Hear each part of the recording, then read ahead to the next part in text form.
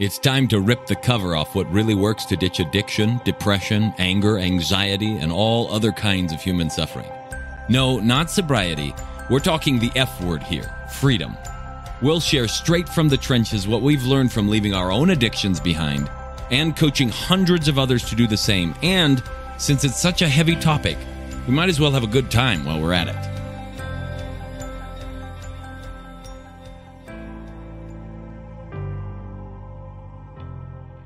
And welcome back to the Alive and Free podcast. Today we're going to talk a little bit about the effect of your own mind on your well-being, on your freedom, on your ability to experience life, even on your overall physical health.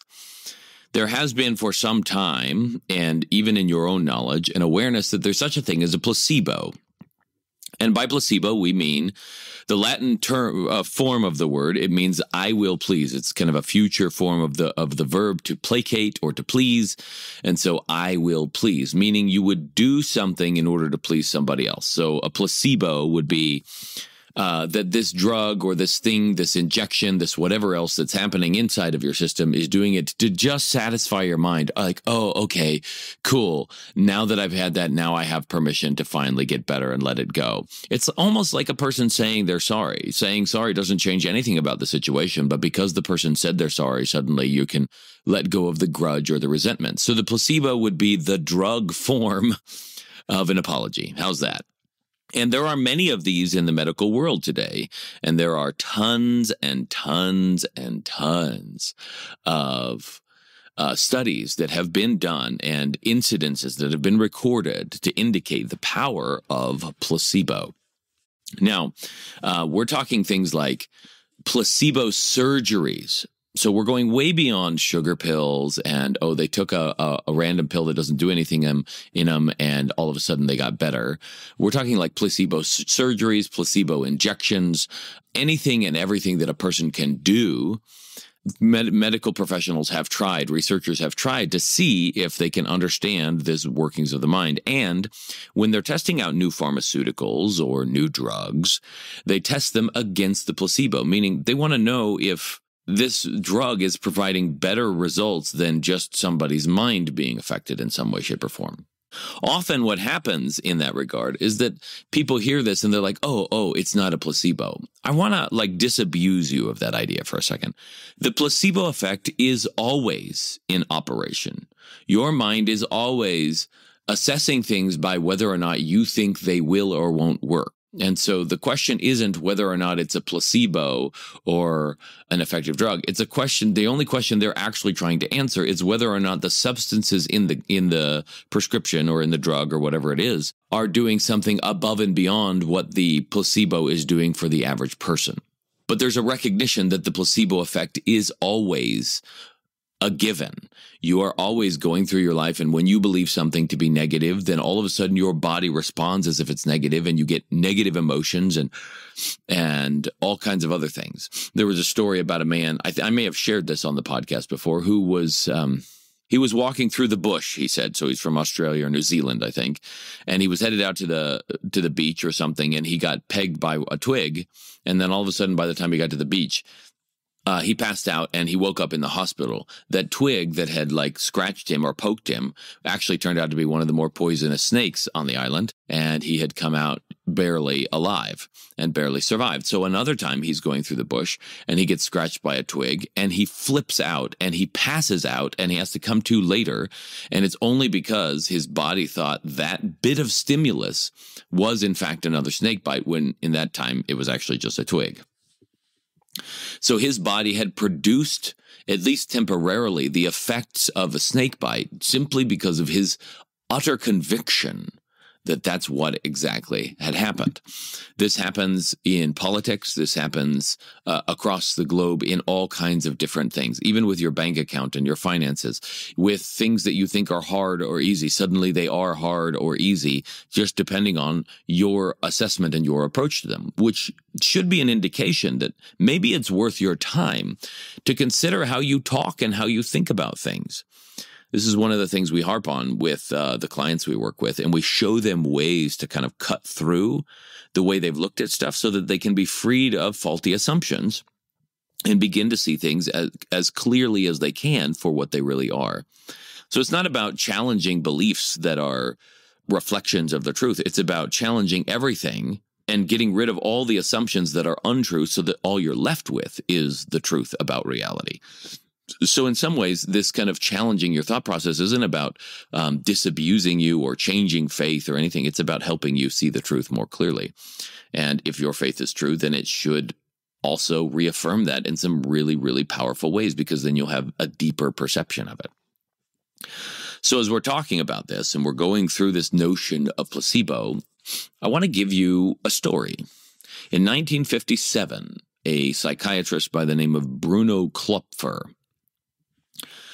was summoned to look for his expertise and to look at some documents and some research that had been done on patients, cancer patients, some of whom had been patients inside of a mental institution, some of whom had been patients just in the normal population. And the people who were researching it found something really bizarre.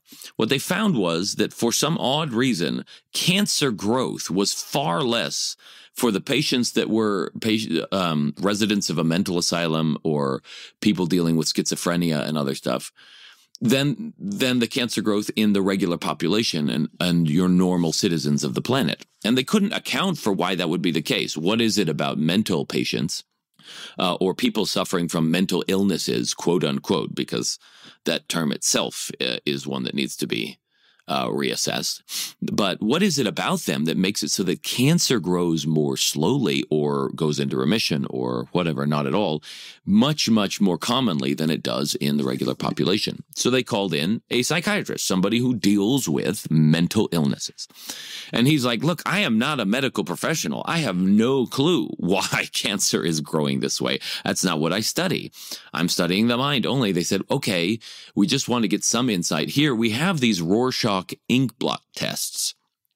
Could you take a look at them? Now, those of you who don't know what that is, this is basically a holdover from, and I think they still do them, but a holdover from early psychiatric attempts to understand the inner workings of a human's, their subconscious, whatever's going on, the associations they have in their mind. So what they would do is put certain like blots of ink on a piece of paper, and they would make certain designs out of them that were somewhat randomized, and they would show a patient these ink blot patterns, and the patient would just by free association, just the first thing that comes to mind, they would name.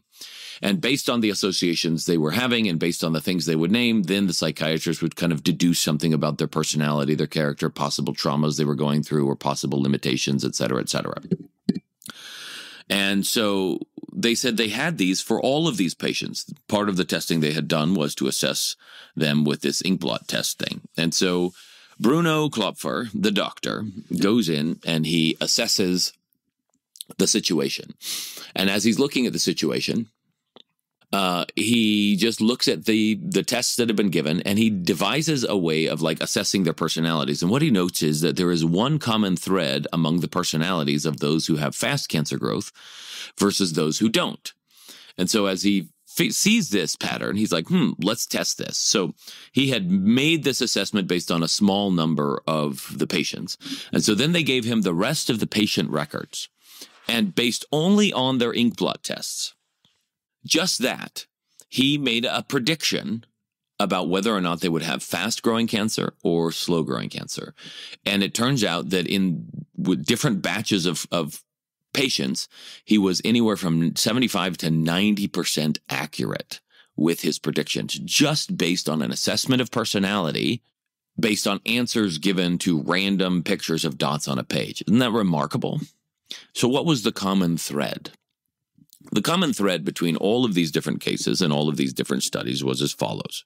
The people, he said, that were busy trying to live up to other people's expectations and being a good person, those were the people who had the fastest rates of cancer growth.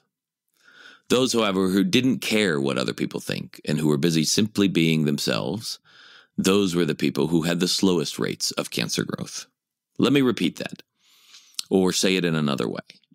Those who were more worried about what other people think of them, about measuring up and being good enough, were those who had the fastest rates of cancer growth. Those who didn't care Either the ones that were well adjusted in society and it didn't really bother them. They were living their life happy to be who they were. Or those who were utterly psychotic and were sociopaths and deal with it, folks. I'm just having a good time being me, or off their rocker in some way, shape, or form. And so far gone that their concerns about what other people think about them weren't a concern. Those were people who had the slowest rates of cancer growth. Now, the Dr. Klopfer, or whatever you call a psychiatrist, I'm assuming it's doctor, his theory about this was that there's basically so much energy that you have to run through your life. Think about it. Every thought you have is a firing of electricity in your body. That means there's energy that is used up, and ATP molecules are used up, and then they have byproducts and waste products that are then shunted out into the brain. And as that energy from those chemical reactions is used up, then there's more energy that's needed, and so on. So every thought you have is a leakage of energy. Every tension pattern, muscle twitch you have is a leakage of energy or a using of energy. Every organ function you have uses energy to a certain extent, and you can optimize these. It's not a big deal. But understanding this at its basic core, every function inside of a waking and sleeping, but waking human life is a use of energy in some way, shape, or form. So his thought process was that there's some limited amount of vital energy that each human has. It may not be the same for each human. And if the amount of that energy that is wasted on trying to measure up and worrying about what other people think means that energy is no longer available for the healing of the body. And so the body can't deal with foreign invasions, attackers, and all that other stuff. Now, whether or not that theory is accurate is a different question. But if you just take it as a common sense sort of approach, considering that every amount of thought and energy you put into trying to keep up appearances is an amount of energy of thought and energy that cannot be used toward healing the body, then this starts to make sense. What do we do when people are sick? We have them rest. We put them in bed. We don't have them go out and exercise. We feed them liquid food so their body doesn't have to work so hard at digestion. We shut off the lights. We make sure there's less stimulus. There's so many things we do for a person who is under the weather so that they can convalesce. And in a sense, that frees up the energy of the body to be able to do that. If you or someone you know is looking to drop the F-bomb of freedom in their life, whether that's from past trauma, depression, anxiety, addiction, or any other host of emotional and personal struggles, but they just don't know how or want some help doing it, head on over to thefreedomspecialist.com/feelbetternow and check out some of the things we've got in store for you, or book a call so we can look at your unique situation and get you the help that you're looking for.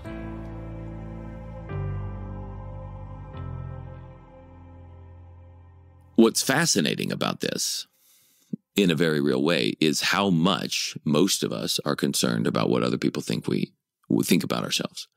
And so we wander through our life trying to measure up to what our parents expect of us, to what society expects of us, to what religion expects of us, to what politics expects of us, and the community at large, and the neighbors and our friends, to what our boss expects. And we spend so much thought and energy not only just doing the basic actions required, but worrying about it, that most of us are making ourselves sick. So whether there's a pandemic going on, whether it's a simple cold or a flu, how much healthier would you be if you were no longer spending your energy worrying about what other people think? How much healthier could you be? How much more energy and motivation could you have to do the things you care about in life if simply your worry about what other people think went away? Now, why is it that we worry about what other people think? Why is it that we care so much when what other people think doesn't really amount to much most of the time? It doesn't really have any bearing on our life most of the time. People could be thinking about me right now. You could be thinking about me right now. And it doesn't have any bearing on my life unless I start considering it. And then all of a sudden my own energy is caught up in it. So the question then becomes, why do we worry about this so much? Well, think about it. When you were born, it's not because you were traumatized that you're worried about what other people think. Trauma or negative events or intense events in a person's life can make them more heightened about this. But have you ever worried about what other people think? You're going to get up on stage to give a talk or do a dance, and you worry about an audience. You do a project for your teacher, or you do a drawing for your parents, and you wonder, hey, Mom, what do you think about this? We've trained it in our youth from the time they were born to worry about what it is that we think. And in some ways, that was very wise, but we forgot to untrain them from it because we were never untrained from it. See, what your parents think is very, very important when you're a little kid who has no thought process of their own and who is 100% dependent upon them for survival. Then what your parents think is critical and crucial. And when they yell at you for crossing the street, they're looking out for your well-being. And when they're showing you how to interact in society, they're looking out for your well-being. But as you grow and you start to have thought processes of your own and observations of your own, what starts to happen is when you do something or I do something that your parents or friends or neighbors or teachers don't like, then they tend to tell you about it or they try to correct you. And often that comes with some sort of negative emotion. So to avoid the negative emotion, we learn to start reading people. What is it that this person wants? What do they not want? Cool. Will they be okay with this? Will they not be okay with this? And we start to worry and make ourselves feel a little bit negative in response to it. We stress out about what other people think or don't think. I have a family member who loves to serve people, but stresses out. I have several family members who do this, but stresses themselves out when they're trying to serve people. They love to cook food for them. They love to serve in some way, shape, or form. They love to make things. They love to do so many of these things that just to just provide a good experience or to have a good time among the family. And as they're doing it, their concerns about how it's going to come across and whether or not people are going to like it start to show up as well. That's not because they're a bad person. That's not because they're stupid. That's not because they're in some way, shape, or form defective. It's because they've been trained. They have trained themselves and been trained by others to care what other people think to the extent that it now starts to weigh on them. And it now starts to poison their system.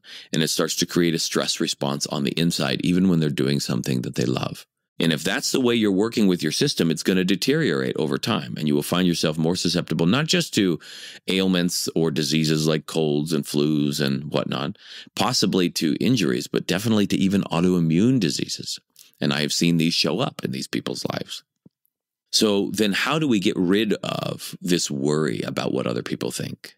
And the answer that I found that has worked over and over again for so many different people boils down to being able to see what's really going on as opposed to what we think is going on. See, right from the beginning, we've been trained that thoughts are more significant and more valuable and more important than life itself. I know you wouldn't say that in a common sense situation, but consider it. You wake up and your parents are teaching you sounds and ideas to refer to things. This is a spoon, this is a plate, this is a fork, good job, all this other stuff. And they want you to respond to the sounds that are coming out of their mouth, and they want you to respond to the words they write on a page and the ideas that they have in their head, more than they want you to respond to and perceive what is actually going on in reality. And as a result, we filter out all the information about nature and about life and about what's going on inside of our own bodies because we've been trained to only focus on things associated with ideas, doctrines, teachings, beliefs, news articles, degrees, books, the latest fad, you name it. Facebook posts, like we've been taught to care about certifications and credentials and all of those things, and to hold them above a perception of what is really going on.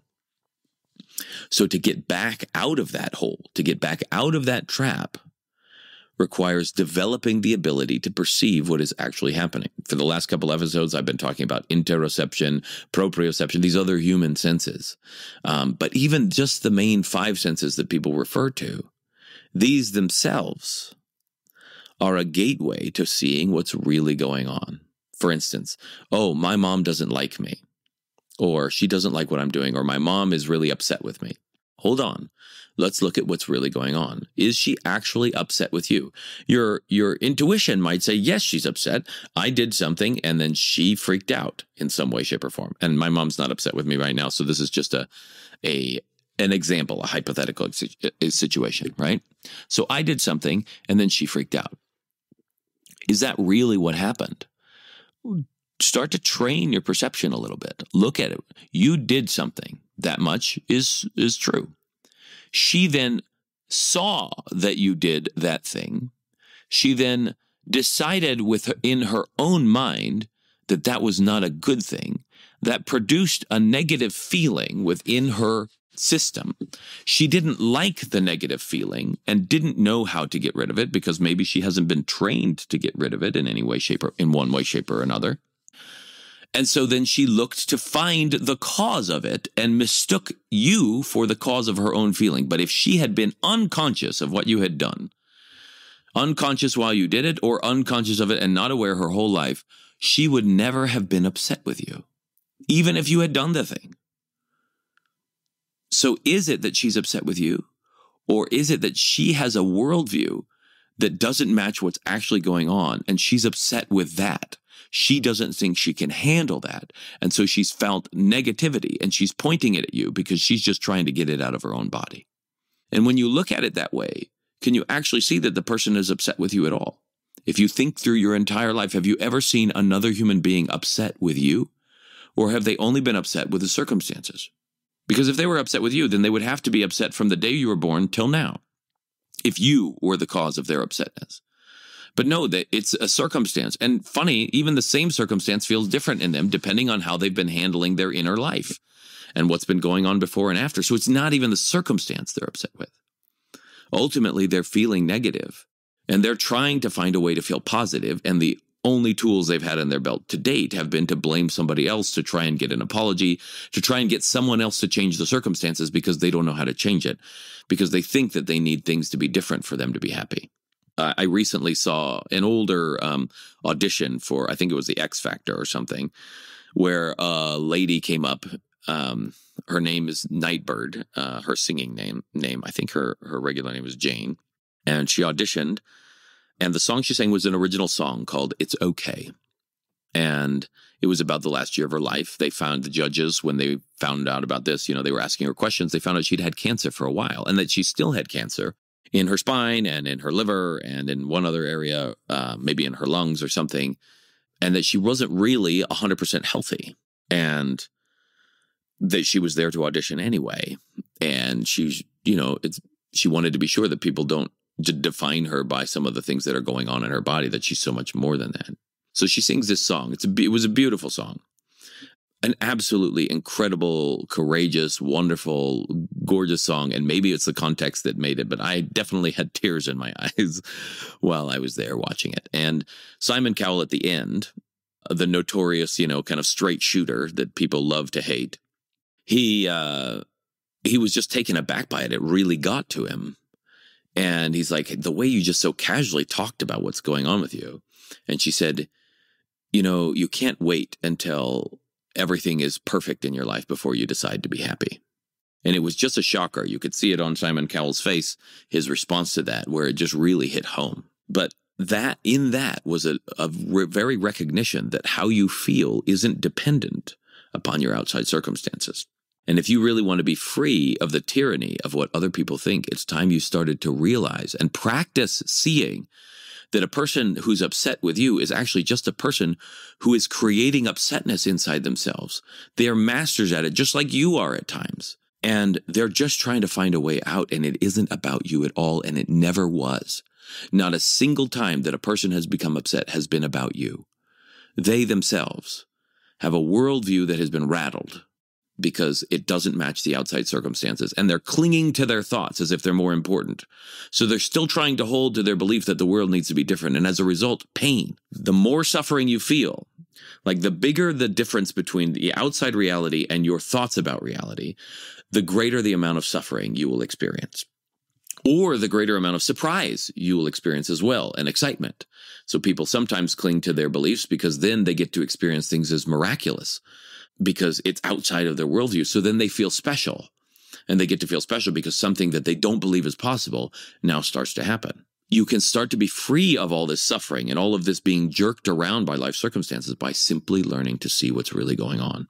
This is something we teach. This is something we practice with our clients. This is something I've been practicing for years and years and years. It does take practice. And I've got methods that I've created to help people jumpstart this practice. But it starts simply with backing down to your senses. What do you actually see going on?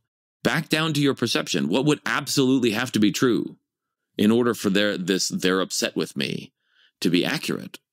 It would have to be that just your presence is making it happen, and it would have to happen all the time. But that's not what's happening, which means that there has to be another thing happening. And the more you are aware of and can actually perceive it, not just think it, but can actually perceive it, which is a whole different skill set, suddenly the tyranny of other people's opinions will just disappear. And on top of it, your health will improve. And maybe you won't be a cancer subject, or maybe you won't be as susceptible to other diseases, because your fear of what other people think will have gone away. And that's it for today's Alive and Free podcast. If you enjoyed this show and want some more freedom bombs landing in your earbuds, subscribe right now at wherever you get your podcasts from. And while you're at it, give us a rating and a review. It'll help us keep delivering great stuff to you. Plus, it's just nice to be nice.